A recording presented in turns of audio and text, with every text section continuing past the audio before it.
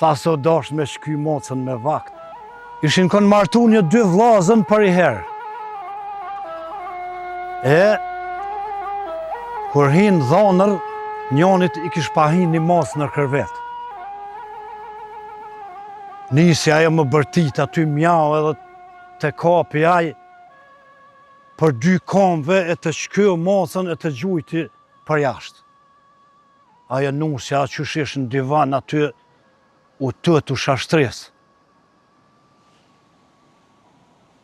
Nesrit dollën nusët në përshpe.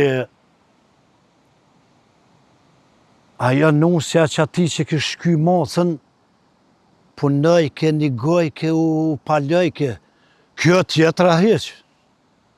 Qashtu edhe ditëve tjera, që kjo tjetra s'pja merë në është burrit vetë hiq. Dikur, a i vlau pi thët këti, që ju tëtë kënusja. Tha, Allah hile për vlau, qka ki bon, tha si kënusja jote, dyshysh për të ruhet ty fort, kjo jemja hiq mërë së të një. Tha bre vlau për të kalzoj. Që atë natë që më hi dhonër, më kish pa hi një mocë, aty e të kum kape, të kum shky nërsy nusë, e të kum gjujt për jashtë.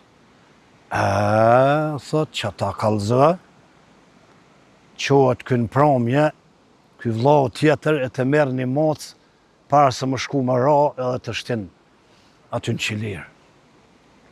Kur shkojnë më ra moca mjau aty, këtë e kap mocën për 2 komsh të shkyn e të gjun, nusja pe këqyrë. Tha, që ka bonë, tha njëri.